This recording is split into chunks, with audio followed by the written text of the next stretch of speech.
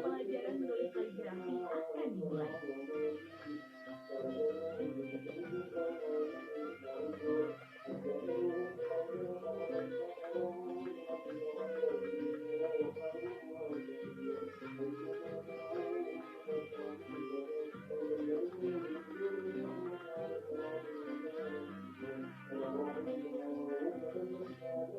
Tak hanya belajar di ruangan, santri diajak ke alam terbuka.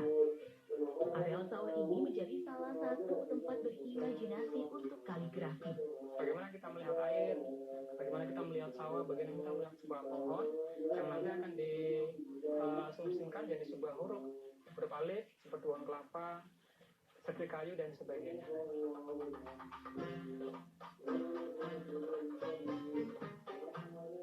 Salah satu jenis kaligrafi yang dipelajari adalah kaligrafi kontemporer.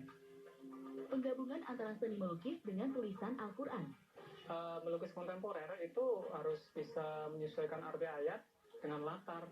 Nah, jadi kita memang harus belajar dari nol bahwa pelukis kontemporer itu harus dituntut untuk cerdas, artinya harus pandai. Jadi dia harus banyak membaca buku, berpergian ke sebuah pameran, berpameran untuk sebuah perbandingan mereka ke depannya. Jadi memang butuh skill.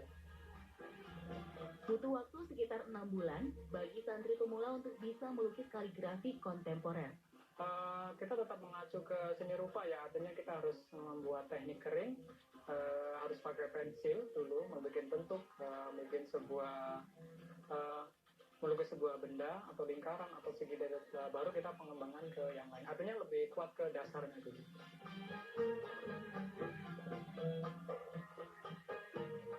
Azi adalah satu dari santri LMK yang menggantungkan hidup pada kaligrafi. Dia rencananya akan pulang ke Aceh dan membentuk persatuan kaligrafi di bumi Serambi Mekah. Rencana ke depan pulang dari sini buat persatuan kaligrafi di Aceh. Itu rencana. Sudah ada banyak seperti apa nanti ya? Kalau bayangan sih belum ada, cuma emang rencananya emang kayak gitu. Jadi biar bekal ilmu yang kita dapat di sini tidak berkurang dan insya Allah akan bertambah kalau kita buat itu. Saya mulai alhamdulillah mulai dari saya diklat di sini, ini saya sudah bertekad untuk tidak meminta dari orang tua. Kemudian selepas daripada itu untuk kehidupan saya pribadi itu murni dari kaligrafi sampai saya menikah dan punya anak dan membiayai kehidupan keluarga, alhamdulillah semuanya dari kaligrafi. Tak hanya belajar kaligrafi saja yang diajarkan, santri juga diajarkan untuk mampu berwirausaha selepas dari pesantren.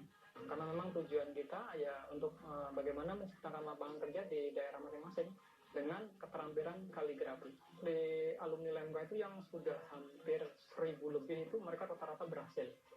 Baik itu untuk ekonomi keluarganya, menopang bagaimana dia itu melanjutkan kuliahnya dan sebagainya. Nah, terus mendirikan sanggar-sanggar dan membentuk lagi santri-santri di seluruh Indonesia biar menyebar.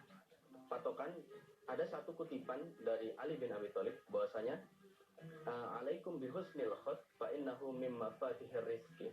Baik, dari saya pribadi hanya ingin mengatakan bahwasanya kaligrafi adalah salah satu budaya Islam, asli budaya Islam yang kalau bukan orang Islam sendiri yang menjaga, lalu siapa lagi? Perbaguslah kaligrafi di antara kamu karena itu merupakan sumber-sumber rezeki. Ya, alhamdulillah dari kutipan itu dan kami banyak yang membuktikan, alhamdulillah kami bisa hidup dari kaligrafi dan alhamdulillah bisa sejahtera dari kaligrafi. Alhamdulillah. Dengan mempelajari kaligrafi itu berarti kita telah mengamalkan salah satu sub dari ajaran agama, yaitu cinta keindahan. Bahkan digambarkan bahwa Allah itu indah. Innallaha jamilun yuhibbul jamal. Sesungguhnya Allah itu indah dan cinta kepada keindahan.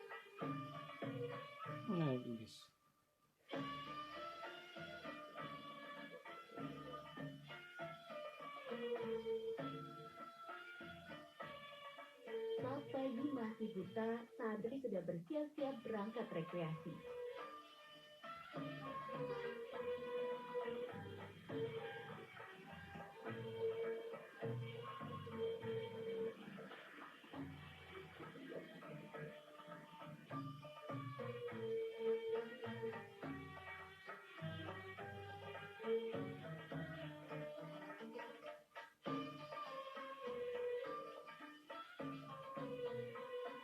Kali ini Taman Wisata Alam Tangkuban Perahu, Bandung, Jawa Barat yang menjadi tujuan pesantren Lemka. Kegiatan seperti ini merupakan acara tahunan yang dilaksanakan Lemka.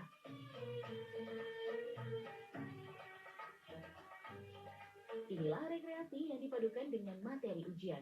Nah, salah satu dari cara belajar Lemka ini adalah belajar di tempat terbuka. Nah, ini tempat terbuka seperti sungai, kemudian sawah, kadang-kadang di pinggir hutan, kami juga belajar di bukit, bahkan di pinggir laut.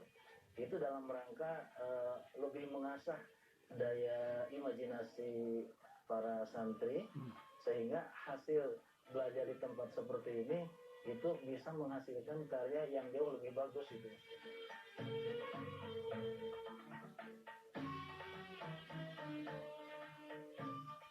Kelas bukanlah tempat belajar yang dibatasi oleh dinding.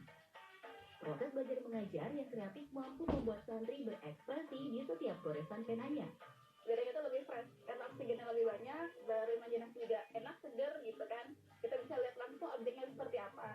Jadi untuk berimajinasi, kita nggak terlalu bertele-tele gitu. Jadinya, oh ini objeknya, oh ini aja yang diolah gitu.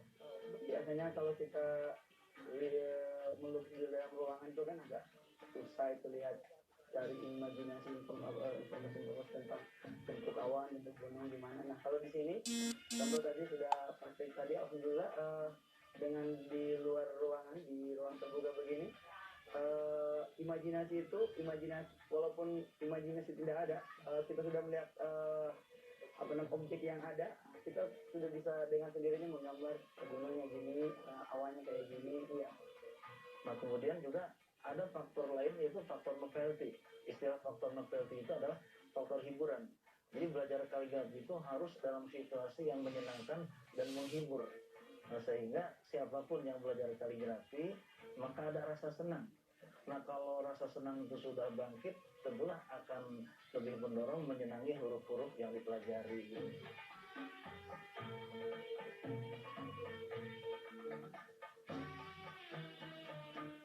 Tidak hanya meningkatkan imajinasi santri, melukis dalam terbuka seperti ini mempermudah santri untuk menggabungkan ayat dengan lukisan yang dibuat. Lukisan itu bahasanya tuh lewat lukisan ya, lewat gambar gitu, lewat warna. Jadi bagaimana kita mengartikan ayat tersebut dengan gambar yang kita punya.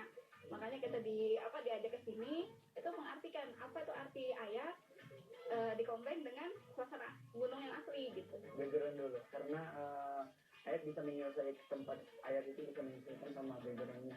Tapi kalau memakan kita, tapi bisa ada juga sebagian teman yang sketch ayat dulu, kemudian backgroundnya di belakang. Itu ada masing-masing teman, masing-masing kita beda-beda ini, mana yang enaknya saja. Nah kalau saya memang enaknya buat background dulu supaya ketika mau memasukkan ayat itu sesuaikan dengan tempat-tempat yang udah ada porsinya di background.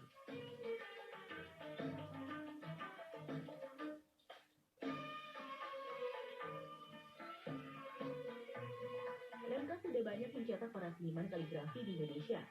Tidak hanya menjadi pengajar, kader Lemka juga banyak yang membuka pelatihan-pelatihan kaligrafi di berbagai daerah. Lemka telah mencetak orang-orang melukis Al-Quran dengan indah. Islam bukanlah semata ibadah dalam bentuk sholat, zakat, atau puasa, atau haji, tetapi juga keindahan. Nah, keindahan ini sangat penting sekali untuk lebih mendorong rasa indah di dalam melaksanakan ibadah. Nah, maka dengan mempelajari kaligrafi, itu berarti kita telah mengamalkan salah satu sub dari ajaran agama, yaitu cinta keindahan. Bahkan digambarkan bahwa Allah itu indah. Innallaha jamilun yuhibbul jamal. Sesungguhnya Allah itu indah dan cinta kepada keindahan. Maka marilah saya mengajak pada anak-anak muda semua di Indonesia untuk ramai-ramai berkaligrafi, bersenang-senang dengan huruf. Marilah kita sama-sama maju dan berkreatif di dalam rangka meningkatkan potensi kita dengan kaligrafi yang indah.